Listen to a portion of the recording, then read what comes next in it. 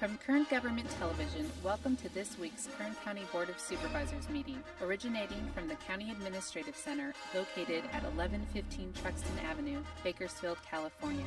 Kern County's vision is to create and maintain a customer-centered county government designed to garner the confidence, support, and trust of the people we serve. Today's Kern County Board of Supervisors meeting will convene momentarily.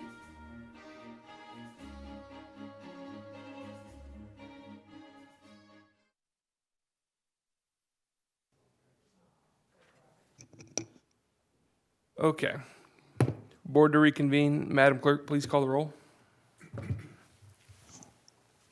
Supervisor Peters? Here. Supervisor Scrivener? Here. Supervisor Maggard? Here. Supervisor Couch?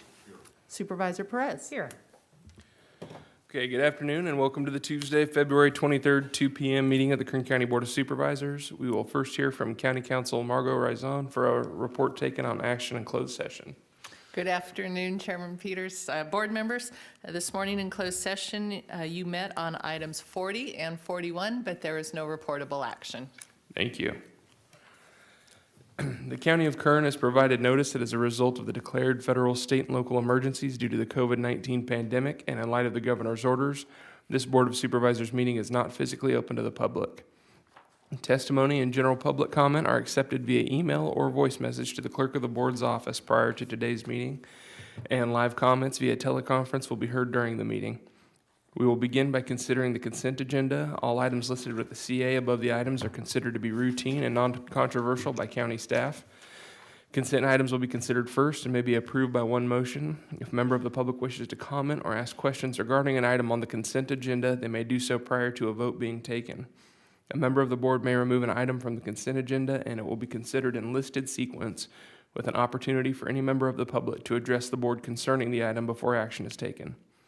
A member of the public may also comment on any closed session item.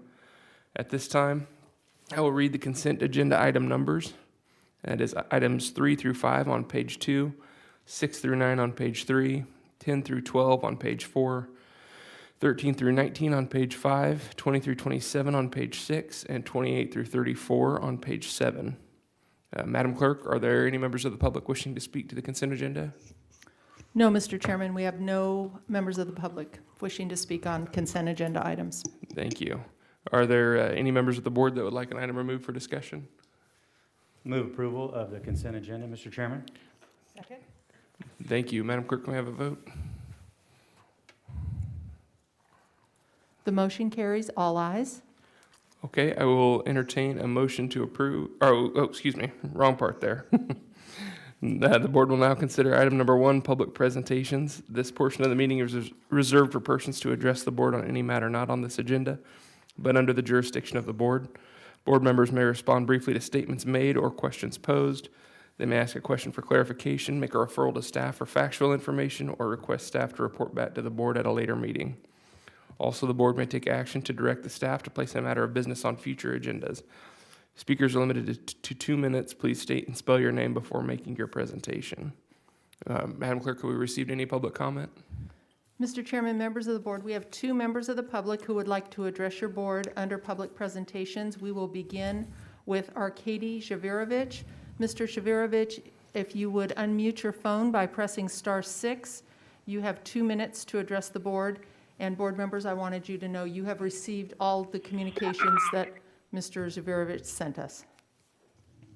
Good afternoon, ladies and gentlemen. Basically, I submitted printed material so you can see what I'm talking about. I'm being tortured day and night, 24/7.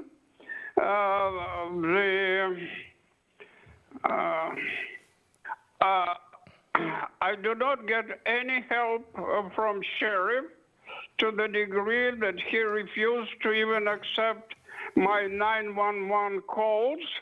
For 2 years, he did not accept any of my calls for help, and lately he flatly refused to do anything. Everything is in writing and is submitted to you. I would like you to finally pay attention to my situation and do something. My perpetrators are very active, and as soon as I started complaining, they came to the degree that they burned my heart last week. It is not in the document. It is a few days ago. He was so unhappy with my complaining that they burned the heart. And I am full in pain. I can hardly move. And no one is paying attention. Last time Mrs. Perez has had audacity to say, I'm sure Sheriff took good care of him. I don't know why she's so sure. My supervisor is Mike Maggard. He shied away and he pronounced me crazy and nothing can be helped. Very plausible explanation. The perpetrators, maybe they tried to present that they're the government. They're not the government. I found out there are some contractors to the government, of course. This is very severe torture and for nothing.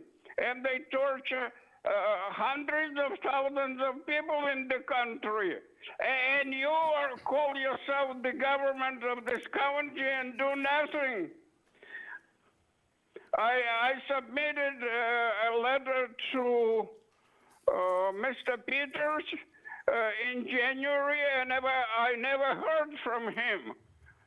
All of you shy away, all of you stay away, and I'm suffering, and you probably wait until I die. That's it. Okay. By the way, I request that you organize a meeting with the sheriff finally. Let him respond why he is never protecting me. Okay, sir, you're about a minute and 10 over your time limit right now, but it's my understanding that staff has reached out to you several times, and we'll look into that and follow up on it. Are there any other members of the public wishing to comment? Yes, Mr. Chairman, we do have one other member of the public, Alyssa Hill. Ms. Hill, if you would unmute your phone by pressing *6, you have 2 minutes to address the board.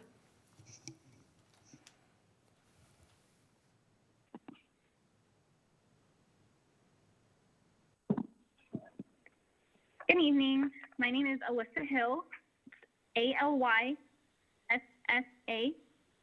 last name Hill. Okay. Can you guys hear me? Sorry. Yes, good afternoon. We can hear you. Oh, perfect. So I have been a pharmacy technician with Kern Medical Pharmacies for 16 months. I'm a supporter of the local SEIU 521. I'm a voter and I live in Representative Maggard's district. I want to talk to you guys today regarding the 2 pharmacies that are facing closure. I would first like to mention that just because the closure was extended until May, that does not mean that it is not happening. It is still very imminent. I worked previously in retail pharmacy, so I know firsthand that our patients will not receive the same care without Kern Medical Pharmacies. Retail chain pharmacies do not have the same resources that we have in order to provide for our patients. Last month, a gentleman came to Sagebrush Pharmacy. He had a condition known as full body lice. He was covered from head to toe with lice. He had lice not only all over his body and clothes, but they were crawling on his face and into his mouth. With tears in his eyes, he said to us that he had already visited 2 other retail pharmacies who both told him that his medication was not covered, they could not reach his provider, and there was nothing more that they could do for him. He expressed that his doctor had recommended he come to us, so he did, and he was pleading for help. Since we at Sagebrush Pharmacy had the provider's direct extension, we were able to call and offer alternate medications that would be covered, and the doctor was able to change the medication, send it directly to us, and we were able to fill it and give it to the patient that very same day. The patient broke down. After weeks of waiting, itching, and enduring extreme pain, he was finally able to get his treatment. Without Kern Medical Pharmacies, he might have never been helped. This is only one patient and we serve thousands. I'm asking the Board of Supervisors to come together, prioritize our community's health, and find a solution to keep our pharmacies open permanently. Thank you. Thank you. Mr. Chairman, that concludes public comment. Okay, thank you, Madam Clerk. Are there any questions or comments from the board?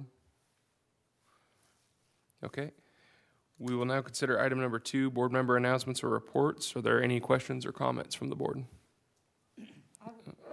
I would like to say thank you to our governor and his team for coming into Kern County yesterday.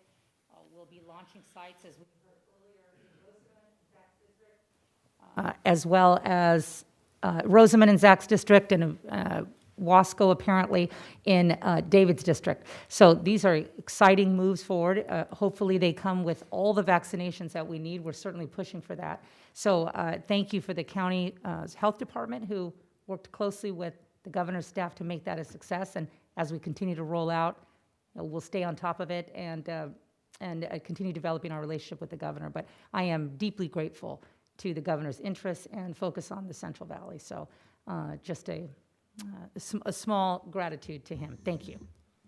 Thank you, Supervisor Perez. Any other comments or reports from the board?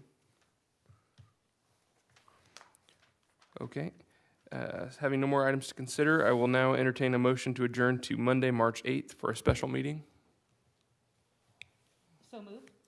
Okay, without objection, we are adjourned.